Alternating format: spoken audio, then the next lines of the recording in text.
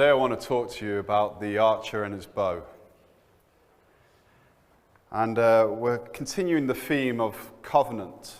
Last week Ewan spoke about the covenant of Adam and Eve and how that there was a sign in that covenant which was that God wanted humanity to multiply, wanted humanity to rule, wanted humanity to be in meaningful relationships, wanted humanity to walk with God. But ultimately, the sign that kind of labels that part of the covenant or of the relationship with God is the sign of death, because they failed to hit the target. They'd gone off on their own path, in their own trajectory, and had landed in another place which was not where God wanted humanity to be. And the result was death, pain, sin, child labor pains, enmity between the enemy. All these things came into the relationships, with human relationships, with God relationships, and all the relationships that we see going on. But today I want to talk to you about the bow. I want to talk to you about the covenant that God made with his bow. Now, when you read the story of Noah, often when we have the translation of that story, we translate the word bow as rainbow. But that's not the word that is used in the text. The text that's used, or the words that are used in the text, is a bow. This kind of bow. Either used for hunting, or either used as a weapon to fight against an enemy. And it was one of the most primary tools of people in that generation and in that time. You needed a bow to survive in many different circumstances. Whether it was men at your doorstep who were trying to rape, steal, pillage, and do all the things that they should do, or whether it's the fact that you actually wanted food on the table, you needed to be able to use and utilize this weapon. It was the difference between life and death. It's funny, as the Bible has been translated, it moved from being in Hebrew into Greek. And one of the words that was used to describe the first 5 books of the Bible was the word law, which also means nomos. But it also means instruction and to teach. But the words that the Jewish people used to describe the first 5 books of the Bible is the Torah. And the Torah originates from archery. It means simply this: to hit one's target, not to miss, not to fall short. It's about instruction. It's about in teaching. It's about how you should live your life in accordance to God's covenants and promises. If you are going to be God's people, you need to live your life God's way and not your own way. And that's why you see in the book of Judges, there's almost an indictment against God's people because they were doing things according to their own eyes. They were living according to their own way.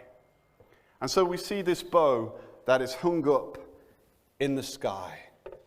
God has put it down, and in that bow we find there are 7 different colors to that bow.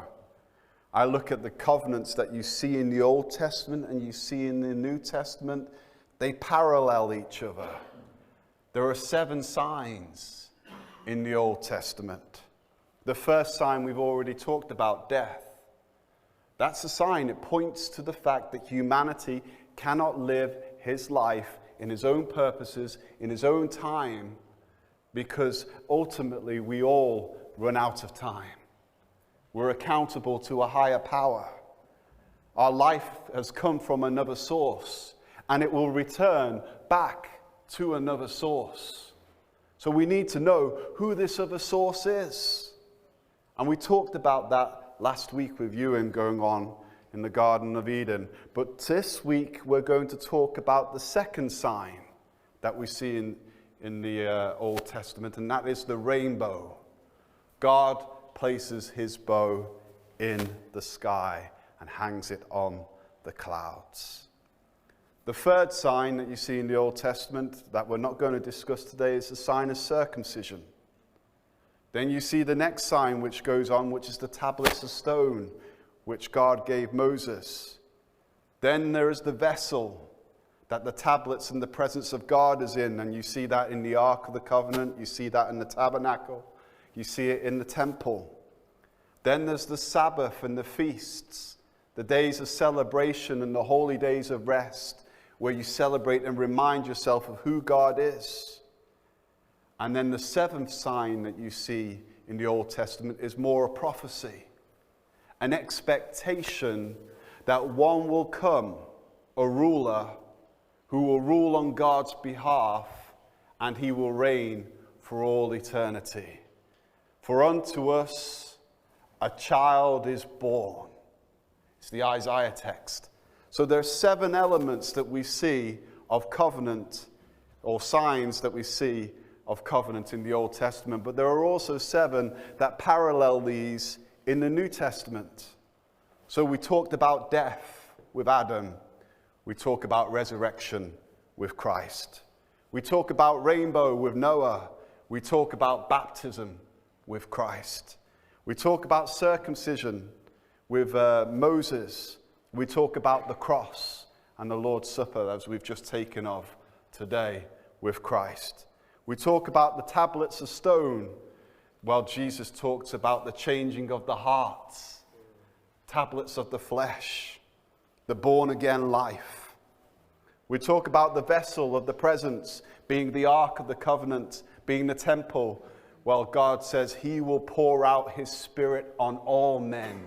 We are the vessel that is to receive the Spirit of God. It's about the incarnation. The 6th one, the Sabbath, and the element of festivals and celebration is coming into the rest and peace and joy of God, which we find in Christ, that those who relate in him have come into that element of relationship with God. And then the 7th and final sign in the New Testament, just like a child was due to be born, a king is going to return the same way he went. He ascended into the sky.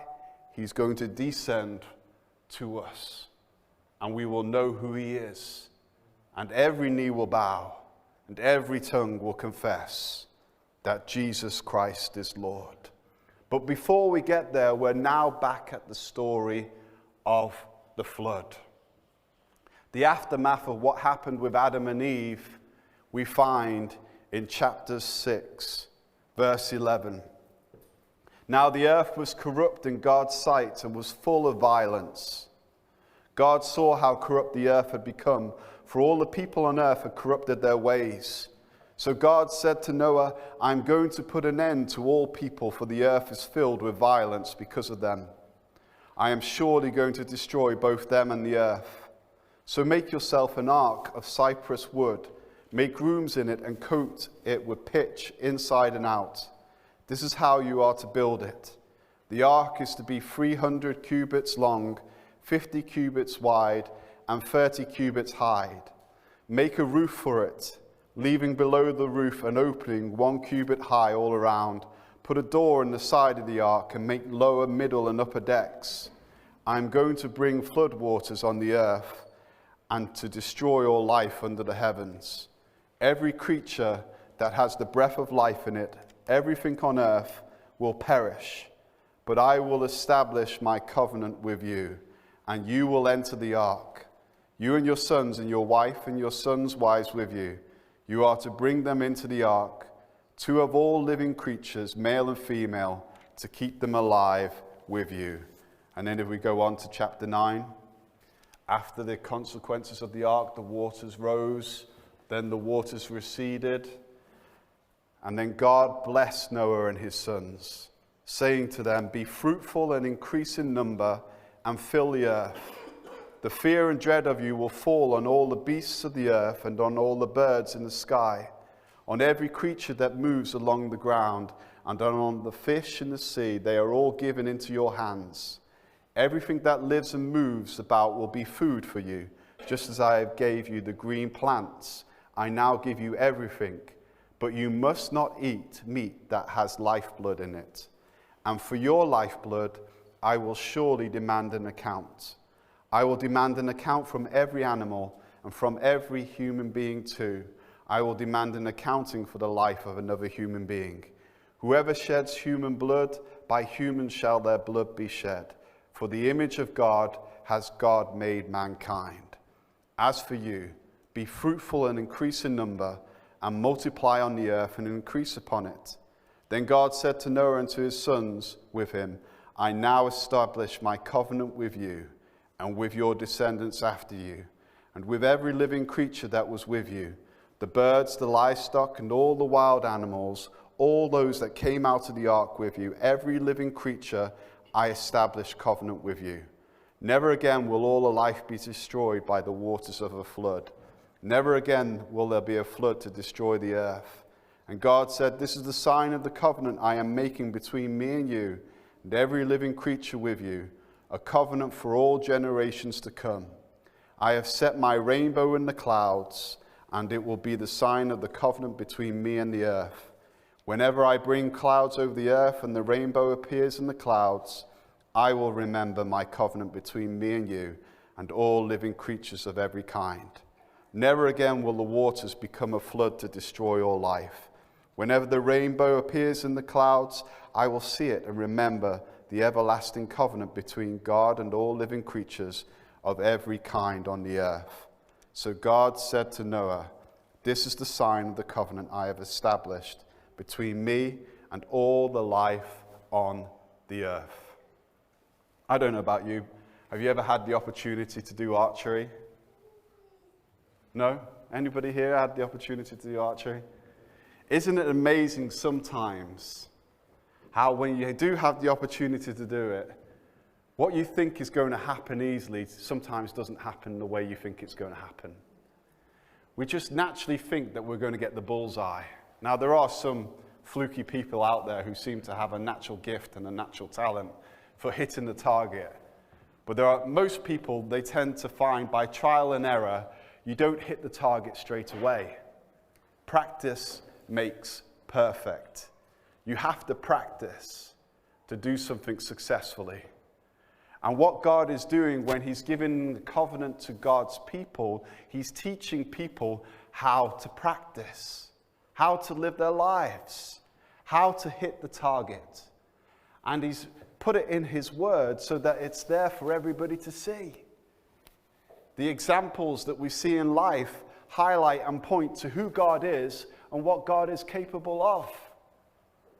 But we sometimes, when we look at the rainbow, we think, oh, wow, what a beautiful piece of art. You know? What a simple pleasure we can have in the multicolors that are reflected in the rainbow. But when we read this scripture, we are reminded that it is not a piece of art, it is not a thing of beauty, it is a reminder of the power of God and what God is capable of. God at any moment can just click his fingers and all humanity has disappeared. By grace, God created us. And it's by grace we are still existing on this planet. Nothing to do with our own works, nothing to do with our own strength, for we are the works of his hand. And we are made to reflect his beauty, his grandeur. That's why he calls us the image of God. And God is so concerned about his image that it reflects him in the right light. You see, God, at the very beginning, commanded humanity to go and rule over the earth. Bring order. Most people, when they read the creation story, they think it's about creation. And to a degree, it is about creation. But the truth of the creation story, it's more about order. God is a God of order. God is a God of goodness. God is a God of structure. He is a God who expects obedience and not disobedience. He is a God who wants to build something meaningful and not something which is trashed and left out in the open. I don't know about you, you go to some of the most beautiful parts of our country and you see how people care about the countryside.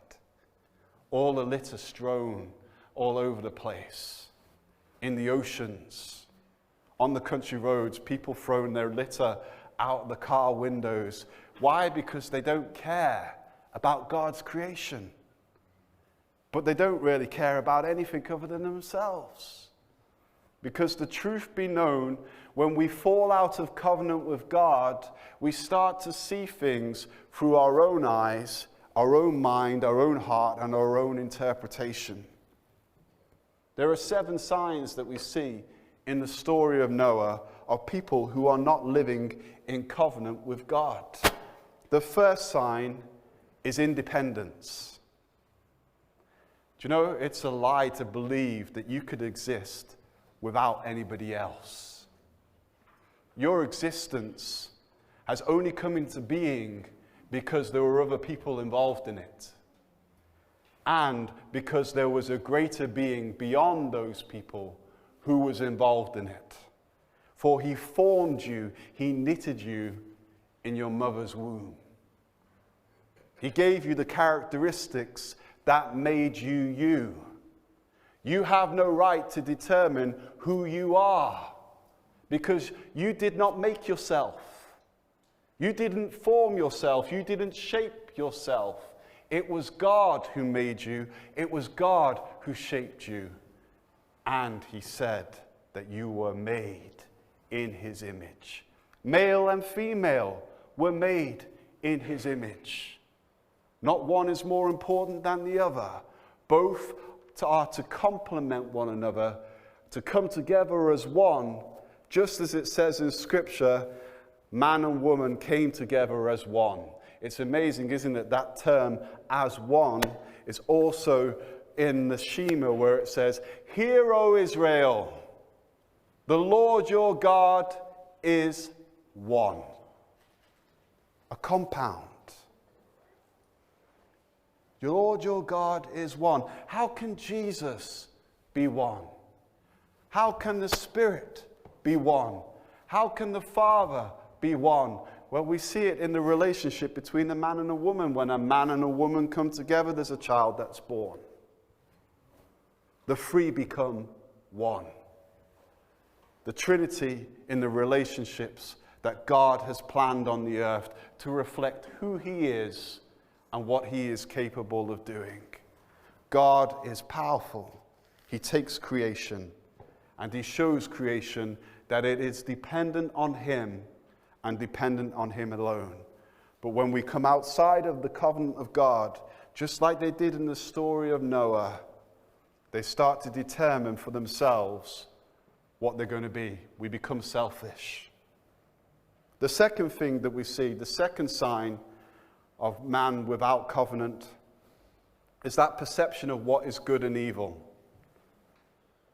You see, God tells us what is good and evil. But there is another consequence where we as human beings start to believe that we know what is good and evil. We don't need to listen to God. You see, it's amazing, isn't it, how 20 years ago what was evil in the eyes of humanity is now good. And what was good is now evil. Humanity changes like the waves, tossing and turning, toing and froing, that which is modern and that which is ancient. We think that we're clever when we keep reinventing ourselves, but the truth be known, we don't have a clue. It's the blind leading the blind. They need to have a revelation that there is something greater than oneself, because oneself is limited. Oneself cannot go to the extremes that you need to go to understand the whole of humanity. For it is in the whole of humanity that God is reflected. Not just one individual. God created all mankind to be made in his image. to follow after him, to reflect him. The third sign is the presence of disobedience, doing your own thing, the chaos and the evil. And we see this in the story of Noah with sex going out of the boundaries of what God had created it to be. People taking wives of how many they pleased, whether they belonged to somebody else or whether they didn't belong to somebody else. And this was often done through violence. This was the other thing that we see in humanity. Since Cain, the shedding of blood, the harming of God's image. The third sign, or the fourth sign we see, is that sense of consumership, an ownership mentality, that the world belongs to us, that we can take whatever we want. You know, when we look at the story of Adam and Eve, we see that Eve saw that the fruit was good, and that Hebrew word tob is saying that she took it because she saw it was good. And then right prior before the story of the flood, we see the sons of God, they took the wives that they desired because they saw that they were good. And they never asked God whether it was good or not. They determined that goodness was what they perceived. Goodness was how they felt. It's what they desired. So many people are operating in this element of what they feel is what is good. But your feelings can lie to you. Your feelings cannot tell you the truth. And sometimes if we operate in feelings, we can have dire consequences happen for our own lives and for the lives of others. You see, if one man determines that he's going to marry this woman over here, and she determines that she doesn't want to be married by this man, he might take what he wants anyway. Is that good? Is that righteous? Well, in his eyes it is. Because of that selfish, independent spirit. Then the fifth thing is the worship of creatures and creation, and not of creator. Worshipping the things that we make with our hands, worshipping other human beings, whether they be our siblings, our spouses, our friends, our wives, our husbands, or even the next celebrity who's out there. Worship. God is created to worship him and him alone. It puts us in an order. Corruption of others to godlessness. Men are not just simply satisfied with doing evil for themselves. They long to make other people just exactly like them. I mean, how many of you here have ever smoked? Be truthful, I used to smoke, you know. And the problem I found when I tried to give up smoking, there were so many people who I used to smoke with who would always try and give me another cigarette. They didn't want me to do what was good because that meant that they might have to change, that they may have to do something else. So many people out there say things like, oh, you know what, I don't want to be a Christian and Jesus doesn't exist and God doesn't exist. Why does that the case? It's because they don't want to change. They don't want to get to know God. They want to be the God of their lives. They want to be the ones in control. They don't want to give control over to him. And then the seventh thing we find in this story of the flood is a despairing future. The hopelessness of humanity. The horror it must have been to live in those times. We are so fortunate living in the West. The influence of Christianity on our Western culture means that we have hospitals introduced. We have schools introduced. We have laws and rules and morality introduced. We have respect and kindness and love for one another. We have men behaving rightly towards women. All these things are a result of the history of Christianity being in this country and being spread out to the world. If you remove the influences of Christianity on the world, you find the world not a nice place to live in. the influence of people in covenant with God has been dramatic. This world has been transformed and changed and renewed because people believed in Jesus. And they weren't just content with having Jesus for themselves, they took it to the nations and spread the gospel. And the transformation in the nations that received this gospel meant there was prosperity, God's blessing in this land and in the lands before. But now when you listen, you would think that was not the case. Oh, you know what? We did all this by ourselves. The schools were invented out of thin air. The hospitals just arrived out of nowhere. The idea of respecting and being kind to your neighbor just appeared on the front doorstep.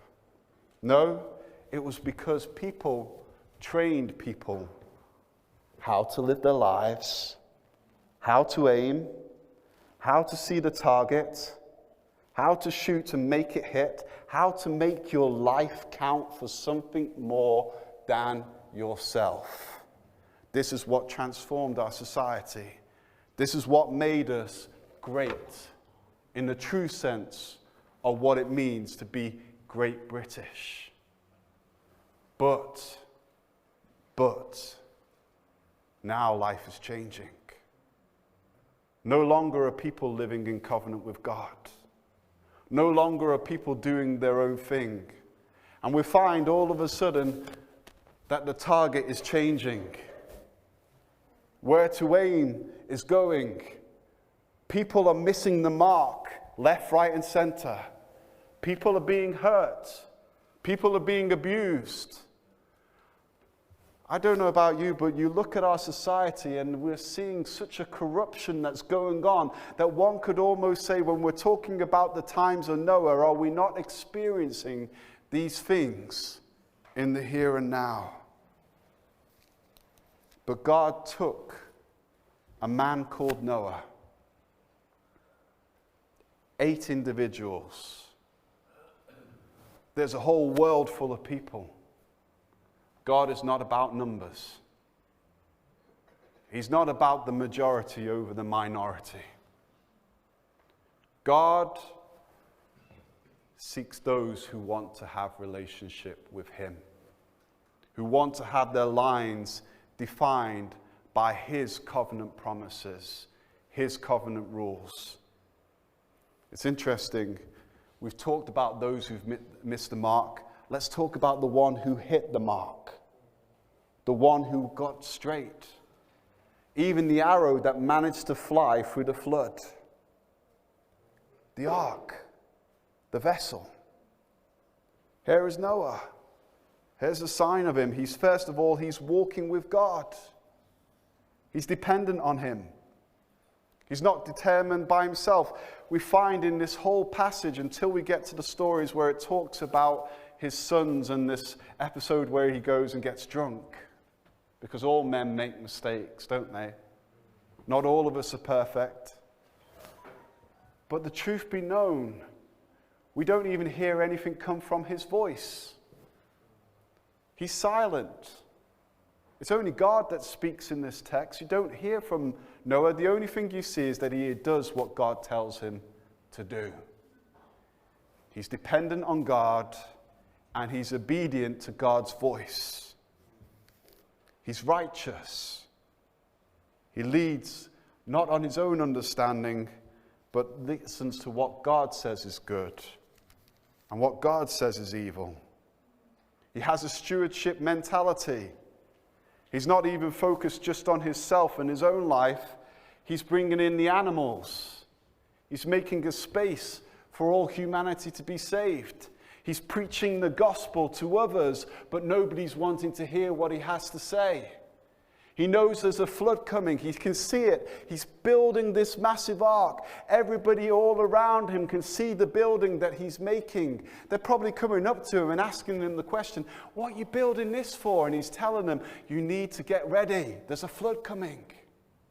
Follow my example. Learn how to hit the mark. Learn how to be on the right side of history before the wrong thing happens. Learn where you should be, what your place is in life. He worshipped the Creator. He didn't worship the creatures. He didn't worship the creation. He worshipped the one who made all these things by his hand. He disciplined himself and those around him into godliness. He didn't seek to corrupt humanity. He sought to lift humanity up. And he had a hope for a future and a salvation because he betted on the right person. Instead of betting on humanity and their strength and their ability to do all the things that they're going to do, he said, I know somebody who's stronger. I know somebody who is more able. I know somebody who has more power than all of the rulers of the earth. Something far greater than technology. Something far greater than the pursuit of happiness. God in himself is worth knowing, worth relating to.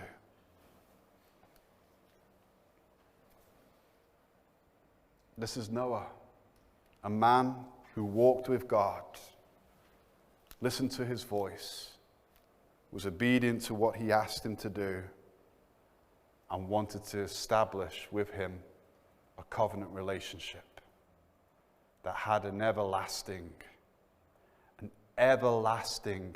impact. Ewan spoke last week about Adam and how his sin has had an everlasting impact on the rest of humanity. But in this story, we have a positive role model. In Noah, he has established an everlasting covenant for humanity. Every time you see the bow in the sky, you are reminded that God had the power to wipe all humanity out, all humanity, but for Noah. If Noah hadn't been who he was and done what he had done, we would not exist on this planet. But he did. He listened, and he trained, and he showed others. 7 outcomes of the rainbow covenant, or the covenant of the bow. We find the first one is that animals are in fear. Can you imagine the transformation that must have happened? Prior to the flood, prior to the ark, animals were not fearful of humanity. In truth, just exactly like us, animals have become wild when they're not in covenant with man. See, when man is not in covenant with God, man becomes wild.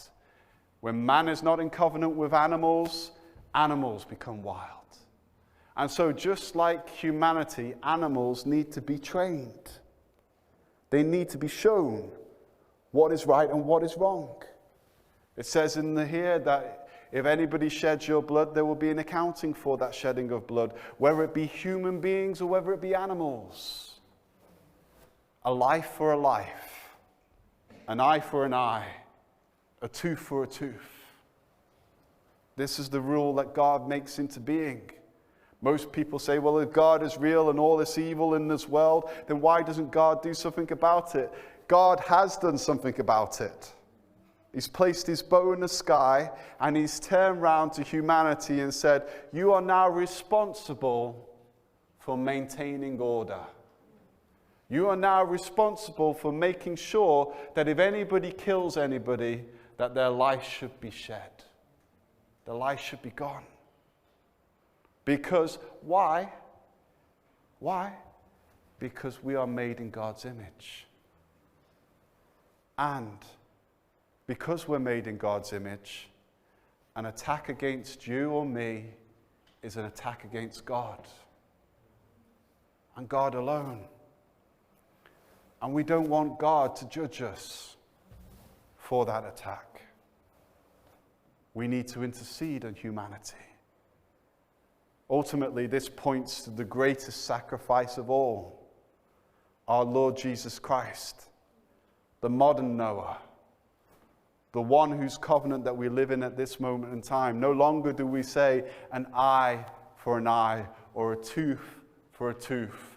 We have been transformed into a new covenant, and that new covenant which says this: love your enemies, love your neighbor. There is one who has made a way. There is one who has hit the target in a way that we could never hit the target. There is one whose blood was shed in the same way,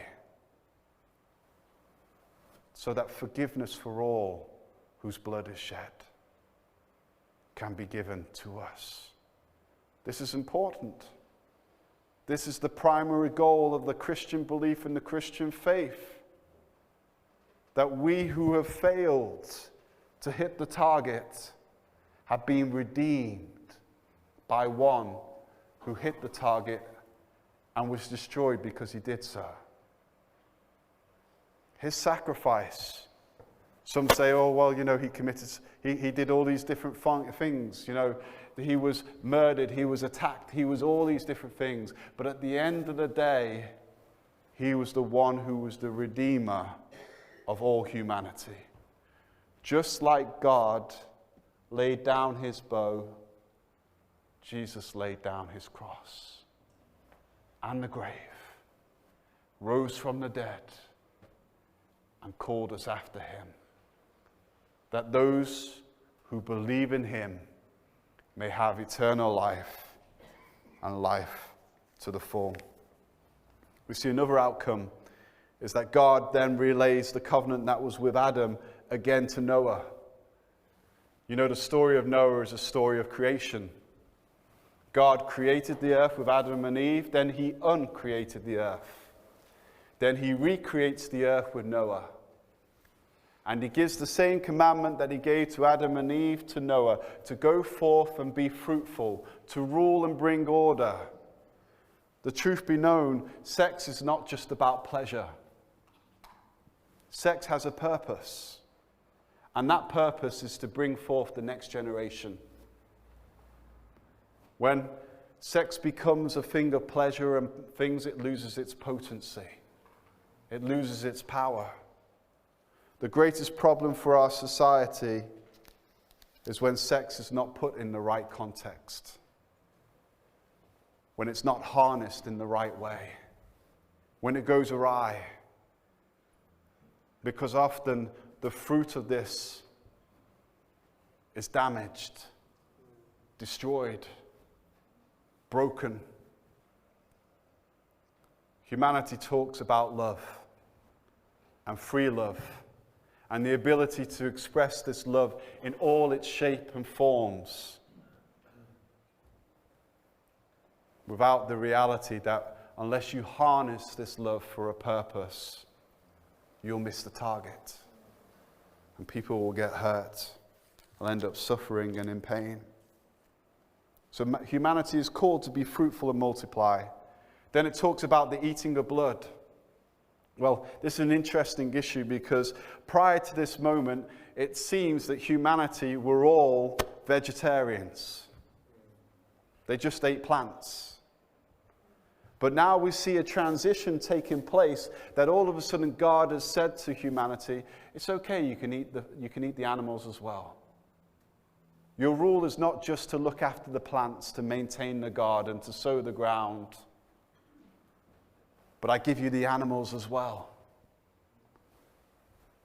God is not a domineering God. He's one who delegates. He gives to us gifts and the ability to rule those gifts. But we also have to be accountable in how we look after the animals. The only rule he gave was not about the drinking of blood. It's with good purpose, because often you find if you drink blood or you eat blood, that's where all the diseases are in the body. It's not a healthy thing to eat the blood of another animal or to drink the blood of another animal. It's where most diseases are transmitted. So there is the sense that God is looking after the health of humanity as well, but it's also the sense that God is reminding people that a life is a life. Life is important. Life is important. Whether it's of an unborn child or whether it's of an older person. All life is important. Whether it's a dog, cat, mouse, whatever, all life God has given for us to look after and to care for. Then we find God talking about the need for accounts. And then God promising that he won't destroy creation through flood water again. And the final but most beautiful outcome of the covenant of the bow is this. God remembers his promises. God remembers. The most powerful line in the story of Noah you find is, but God remembered Noah. He's in an ark. He's in the arrow. God has shot the arrow into the waters. And he's on the waters and he's thinking, where am I going? I'm trusting in God. It doesn't look hopeful. Doesn't look like there's a future for me. There's no land in sight. And with all these animals, I've got all these responsibilities. I've got all these issues, these problems. My children, my family are here. I don't know what is going on, how I'm going to make a way, how we're going to get through to the right place. But know this fact, Noah, God remembers. God does not forget. And this is the story of the covenant that we find in the scriptures, that time and time again, God's people find themselves in challenging positions, challenging situations, but then there's the situation where God remembers. He doesn't forget. And the interesting thing, quite often, it's the passing through water. So many scriptures focus on the passing of water. We find one of them in Joshua 4:18. And the priests came up out of the river carrying the ark of the covenant of the Lord. No sooner had they set their feet on the dry ground than the waters of the Jordan returned to their place and ran at a flood stage before. This is the story of them coming into the promised land.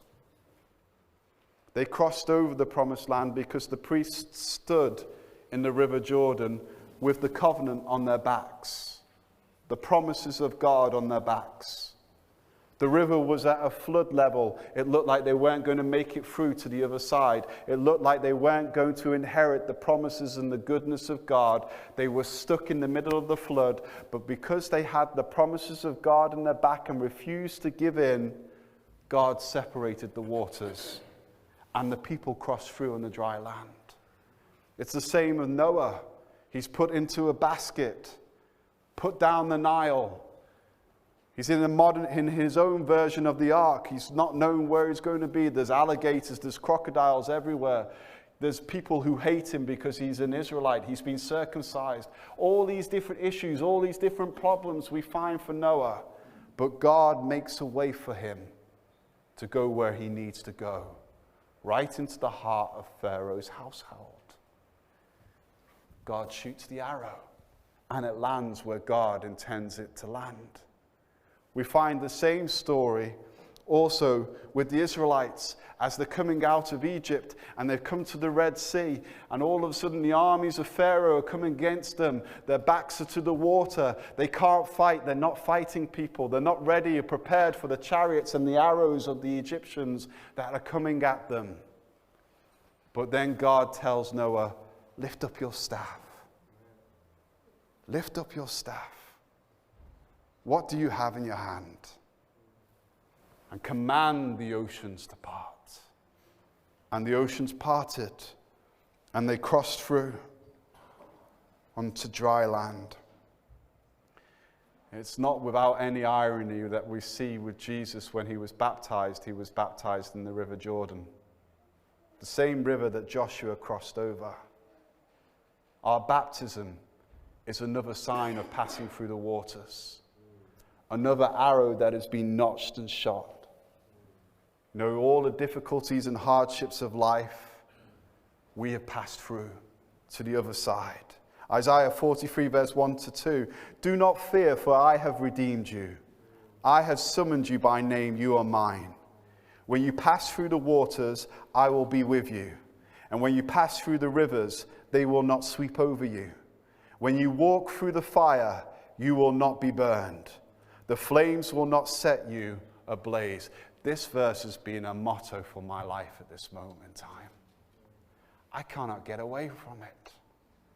I find that I seek difficulty on all sides. Things coming at you in every place, in every option, and you have the ability to almost flee or to be fearful or afraid. But when you realize that you are just an arrow in the archer's hand, you know you're in a good place. Who has got their hands on the bow? Who has got the control over your life? Who is the one who is aiming the place that you go? For we know where you look is where you enter. Who is more than capable of making you hit the target? Though you pass through the waters, your arrow will remain straight and true. 1 Peter 3:19 to 22. After being made alive, Jesus the arrow, through death, through sacrifice, he arose. After being made alive, he went and made proclamation to the imprisoned spirits, to those who were disobedient long ago when God waited patiently in the days of Noah. While the ark was being built, in it only a few people, 8 in all, were saved through the water. It's amazing, isn't it, that when Jesus died, before rising into his human body, he went down to hell, to Hades, and he proclaimed the good news to those who died in the flood. That's powerful. God is not bound by human flesh. God is somebody who fulfills his promises. God goes after those who are lost and makes sure that they have an opportunity to be found.